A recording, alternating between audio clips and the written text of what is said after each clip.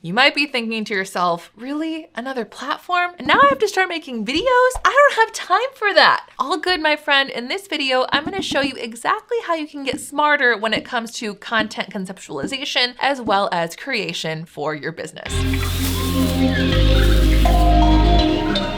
So let's go over 5 tips that can help you to work smarter and not harder. Number 1, I like to say that like Jeopardy, the answer is the question. Anytime that you're creating content, I want you to challenge yourself, because especially if this is for your business and you're wanting to get more clients or customers, what question am I answering with this video? It can be really easy to get caught up on trends or sounds, but listen, we're not just going for virality here. We are especially going for making money in sales here. So how we're creating trust, visibility, credibility, and yes, most importantly, those sales by answering a question that is genuinely on the mind of your customer. So I want you to think right now, what are the top 5 questions that we get about our service, about our product, about the way that we deal with our customers and clients, and what it's like to work with us? Jot it down right now. Those very well could be your first content uploads. Questions are always a great hook as well, because that definitely captures the attention of somebody who had that question on their mind. Number 2, you can even dabble at social listening while stepping outside of what your immediate clients and customers are asking, and elevate yourself as an authority figure inside of your industry or community by seeing what other people are asking in or around your area of expertise. So for example, there are some awesome sites and programs like Answer the Public, TubeBuddy, SEMrush, where you can type in a topic or an industry or even a question, and then from there be loaded with other questions that people are actually typing into search bars and asking about that subject. Most of the time, your roadblock is not knowing what to say or how to say it. And so in that sense, we're saving you all kinds of time with that writer's block and the brain farts by giving you the ideas and never running out of them. A nice blend of the conceptualization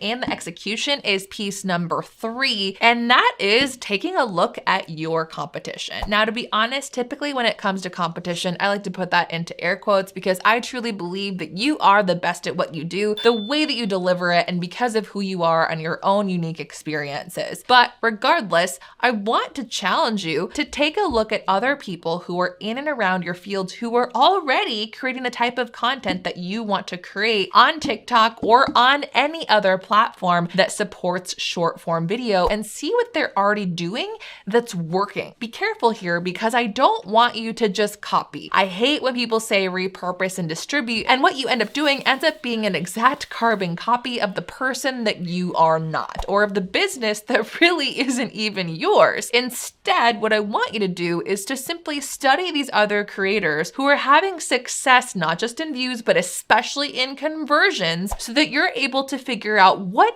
is it about their video that does make sense to put into ours. Maybe it's their hook at the very beginning. Maybe it's their editing style of jump cuts. Maybe it's the fact that all of their videos are being filmed from their phones, or maybe it's that none of them are being filmed in their hands and they're doing it batched in one outfit. Whatever it is, write it down, pay attention, and figure out the what, so that you can get into your own personal, unique kind of how that is as true to you as possible. Number 4, speaking of repurposing, I absolutely want to support you repurposing videos that you already have out there in the universe. But be so very careful here, because I feel like a big mistake that people new to TikTok make is that they end up pulling videos from YouTube or Facebook or Instagram that absolutely make 0 sense going on TikTok. I want you to think about TikTok as simply another friendship group or another networking community. You want to immerse yourself and become a part of the community. You don't just want to go there, pump and dump content, and then leave so that it's entirely self-serving, not even paying attention to the culture or the conversation that is already there. If you already have video content out there, then you could potentially delegate that type of editing to somebody else, and then from there, put content and regularly and consistently for a good chunk of time on TikTok with little to no effort to you. But you want to take into consideration a couple of things. The hook.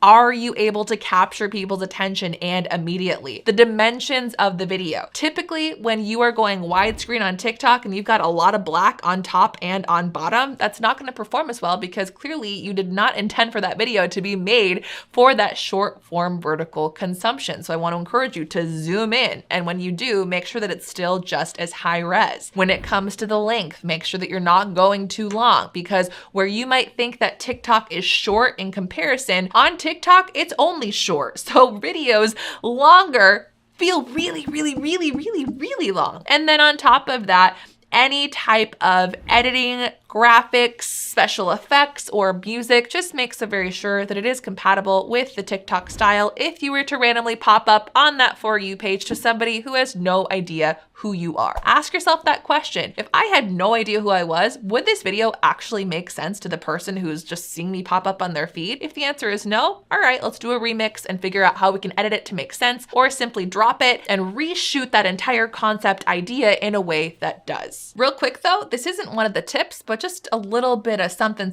to help you out. When it comes to compiling ideas, very much recommend having a designated journal or a folder inside of your phone where when you get that little spark of idea, maybe it's at 1 o'clock in the morning or in the middle of your day, you're able to just jot it down and save it for later because inevitably you will forget. The other thing I want you to be aware of is that with TikTok, you can now schedule videos from their desktop. It's not perfect and doesn't have all the customization that you would when uploading to mobile, but it's a little bit of something that can help you save a little bit of time and certainly energy when it comes to working ahead of time. Last but not least, number 5, batching. Now, it's possible that your love language is not batching and you're a type B visionary who you just like to make content when you feel like, and that is totally fine. So maybe for you, batching makes sense in terms of task, but not in ideation. So what I mean by that, for example, I have one client who legitimately will film once a day, and in that single day, she will film 28 TikToks in one sitting. Yes, you heard that right. 28 TikToks in one sitting. She will sit in the exact same position. She will wear the exact same outfit. And then from there, her team will go about editing that content. And then she will upload in the order that she would like and manually. You might not want to do 28 TikToks in one sitting. Maybe it's not 28, but who knows? Maybe it's 10, maybe it's 7, maybe it's 5. You need to figure out a way to be able to batch content and batch tasks. What do I mean by batching tasks? Well, for example, in one sitting, you might be doing the filming. In another sitting, you might be doing the editing. In another sitting, you might be doing the adding of text. In another sitting, taking care of title cards or the actual lower thirds captions. And then from there,